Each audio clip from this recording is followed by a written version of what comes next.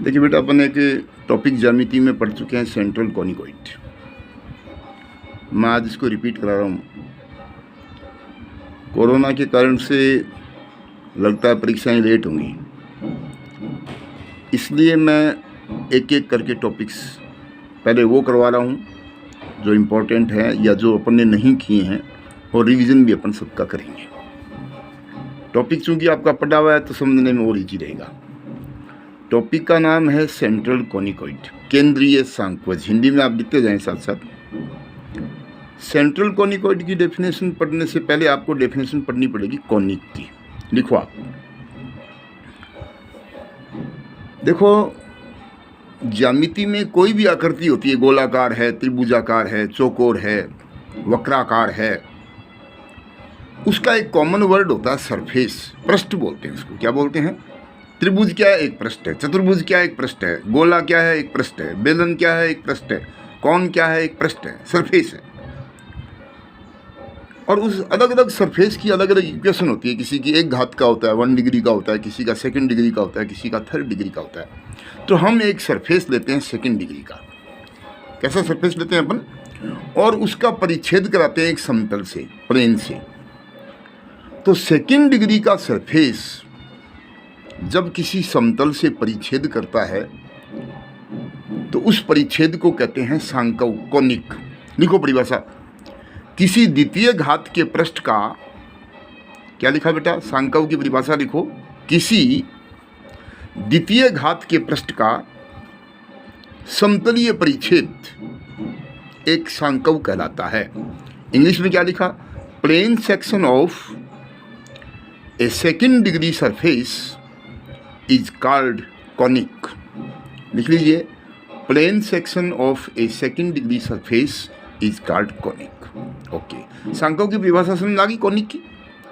तो इस कॉनिक में 2 चीज़ होती है, एक तो समतल, एक तो होता है द्वितीय घात का पृष्ठ 2 डिग्री सरफेस, और एक होता है प्लेन। जो कॉनिक की डेफिनेशन में हमने 2 डिग्री का सरफेस लिया है उसको कहते हैं conicoid. Here this 2 degree surface is called conicoid. यहाँ उपरोक्त परिभाषा में लिए गए द्वितीय घात के पृष्ठ को कॉनिकॉइड कहते हैं। ये किसकी परिभाषा होगी? सांक्वज की। तो बेटा, सांक्वज की परीक्षा जब परिभाषा जब लिखनी है तो पहले परिभाषा लिखो कॉनिक यानी सांकव की। किसकी लिखोगे? और सांकव की परिभाषा में जो हमने द्वितीय घात का पृष्ठ लिया है, 2 डिग्री का जो सरफेस लिया है, उसको कहते हैं कॉनिकॉइड। क्या कहते हैं उसको?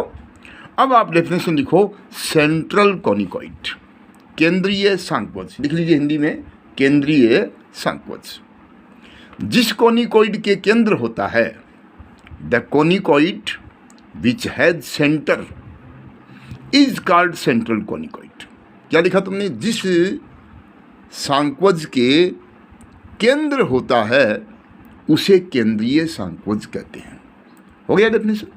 हेडिंग लगा लो इक्वेशन। मैं इस केंद्रीय सांक्वज को, सेंट्रल कॉनिकॉइड को बार बार लिखूंगा सीसी, तो आप हेडिंग लगाओ इक्वेशन ऑफ सीसी, केंद्रीय सांक्वज का समीकरण। लिख लीजिए। किसी केंद्रीय सांक्वज का समीकरण निम्न प्रकार से लिखते हैं, the equation of CC is given by, और नीचे समीकरण लिखो, ax² plus by² plus cz² is equal to 1। CC का समीकरण क्या होता है? ax² plus by² plus cz² is equal to 1, जहाँ where a, b, c are constants. जहाँ a, b, c अचर हैं। ये प्लस के भी हो सकते हैं, माइनस के भी हो सकते हैं। तो केंद्रीय सांक्वज का समीकरण क्या हुआ? ax² plus by² plus cz² equal to 1 हुआ। नीचे लिखो इट्स सेंटर, इसका केंद्र। केंद्रीय सांक्वज का केंद्र हमेशा होता है मूल बिंदु 0, 0, 0, ओरिजिन। एक नोट लिखो। देखिए, इस सीसी में x² y² z² के कोफिशिएंट यानी गुणांक ABC हैं। ये पॉजिटिव भी हो सकते हैं, ये नेगेटिव हो सकते हैं। बराबर में हमेशा मान होता है। यदि ये तीनों के तीनों कोफिशिएंट पॉजिटिव हैं, आप लिख लो, हेडिंग लगाओ इलिप्सॉइड। हेडिंग लिख लीजिए इलिप्सॉइड, हिंदी में कहते हैं दीर्घवृत्तज। यदि परिभाषा लिखो, यदि सीसी के समीकरण में if in the equation of CC x square Y square Z square के गुणांक तीनों धनात्मक हैं, all the coefficients a comma b comma c are positive, तो ऐसे सीसी को इलिप्सॉइड कहते हैं। Then such a CC is called ellipsoid. और अब लिख लीजिए equation of ellipsoid is given by, दीर्घवृत्तज का समीकरण होता है, इसका रूप होता है बेटा एक्स स्क्वायर बटा ए स्क्वायर कराया हुआ आपको, प्लस वाई स्क्वायर बटा B square plus Z square बटा C square is equal to 1।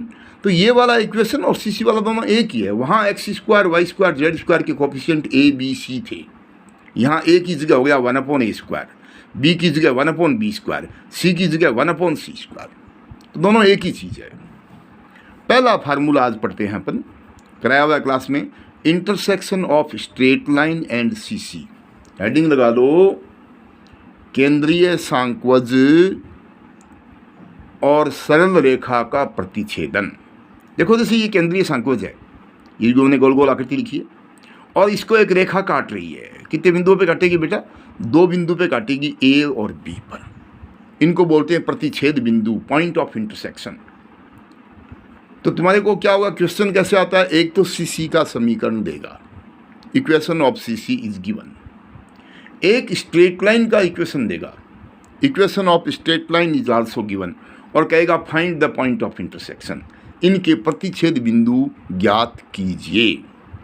तो मैं निकाल रहा हूँ, देखो, माना किसी सीसी का समीकरण है, लेट इक्वेशन ऑफ सीसी क्या होता है समीकरण बेटा, a x square b y square plus c z square is equal to 1। इसको समीकरण नंबर 1 लगा लो, लिखते जाओ साथ साथ। अब न्यूमेरिकल में ए एक्स स्क्वायर की जगह लिख दिया 3x स्क्वायर 5y स्क्वायर, कुछ भी लिख दिया। माना किसी सरल रेखा का समीकरण है, लिख लो let equation of a straight line is, कैसी होती है इक्वेशन, x माइनस x1 बटा l is equal to y minus y1 बटा m is equal to z minus z1 बटा एन, और बराबर में r लिख दे से। समीकरण नंबर 2 क्या करती है ये रेखा, यह रेखा सीसी को 2 बिंदु ए और बी पर काटती है। लिख लो माना यह सरल रेखा 2 दिए गए सीसी 1 को 2 बिंदुओं ए और बी पर काटती है।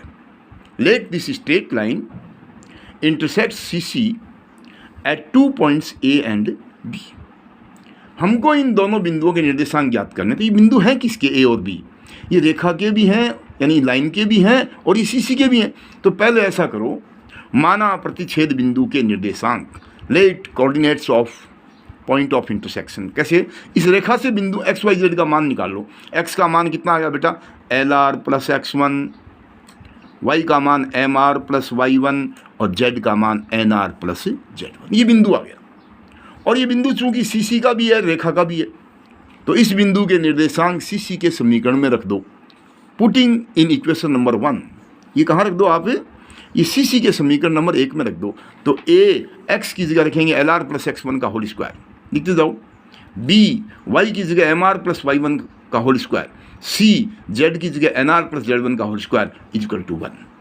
जब इसको खोलेंगे तो बेटा आर स्क्वायर 3 जगह आएगा, आर स्क्वायर को कॉमन लो तो आ गया ए L square plus B M square plus C N square. एक 3 जगह 2r आएगा, कैसे, इसको खोलना देखिए, इस होल स्क्वायर को खोलोगे तो 2lr x1 आ गया, इसको खोलेंगे तो 2mr y1, इसको खोलेंगे तो 2nr z1, तो 2r ले लो कॉमन, तो बच गया ए l x1 b m y1 c n z1 plus अब क्या क्या बच गए, a x1 square b y1 square c z1 square, 1 को इधर लियो माइनस 1 इक्वल टू 0। ये कैसा समीकरण आता है, जैसे ही तुम रेखा का बिंदु रखोगे सीसी के समीकरण में, आपके पास आर में द्विघात समीकरण आ जाएगा। तो आपने क्या लिखा, this is quadratic equation in are, यह आर में द्विघात समीकरण है जिसको हल करने पर आर के 2 मान आएंगे। बेटा द्विघात समीकरण को कैसे हल करते हैं, आर बराबर माइनस का बी plus minus root B square minus 4ac upon 2a, A R square का गुणांक, बी आर का गुणांक, सी कांस्टेंट, एक बार प्लस ले लो एक बार माइनस ले लो, तो आर के मान कितने आ गए, 2। ये दोनों आर के मान उस बिंदु में रख दीजिए ऊपर, तो कितने बिंदु आ गए, 2 बिंदु आ गए। Putting values of R in the point we get 2 point of intersection. कई बार ये कहता है कि रेखा सीसी को काटती है, काटे गए अंतःखंड की लंबाई याद करो, तो आपको 2 बिंदु निकल गए, दोनों बिंदुओं के बीच की दूरी निकालो। यहाँ तक समझ आ गया ना। अब एक नोट लिखो, हेडिंग लगा लो, कंडीशन ऑफ टेंजेंट लाइन, स्पर्श रेखा की शर्त। मान लो ये जो रेखा दी थी 2 नंबर, ये इस सीसी को काटती नहीं है, ऐसे टच कर रही है। रेखा सीसी को क्या कर रही है बेटा? टच कर रही है, स्पर्श कर रही है। इसकी शर्त निकालें तो वही तरीका है, सीसी का समीकरण नंबर 1, रेखा का समीकरण नंबर 2, रेखा का बिंदु निकालो, सीसी के समीकरण में रखो, तो आपके पास आर में एक द्विघात समीकरण आएगा। You will get a quadratic equation in are. जब रेखा स्पर्श करेगी तो भाई आर के मान 2 नहीं आएंगे, 1 ही आएगा, यानी आर के दोनों मान समान होंगे। और द्वितीय घात के समीकरण में यदि दोनों मान समान होते हैं, इफ रूट्स आर इक्वल, तो इसकी कंडीशन होती है b² = 4ac। तो आप लिखो, आप कॉपी में लिखिए नोट, यदि कोई सरल रेखा किसी सीसी को टच करती है, स्पर्श करती है, if A straight line touches A CC, CC को क्या करती है? स्पर्श करती है, तो इसकी शर्त होगी, then the condition is b² = 4ac। क्या शर्त होगी बेटा? b², यहाँ a r² का गुणांक है, b r का गुणांक है और c अचल पद है। ये हो गई स्पर्श रेखा की शर्त। देखो आज मैंने बिगनिंग की है, कल मैं बड़ा वीडियो डालूंगा सीसी का।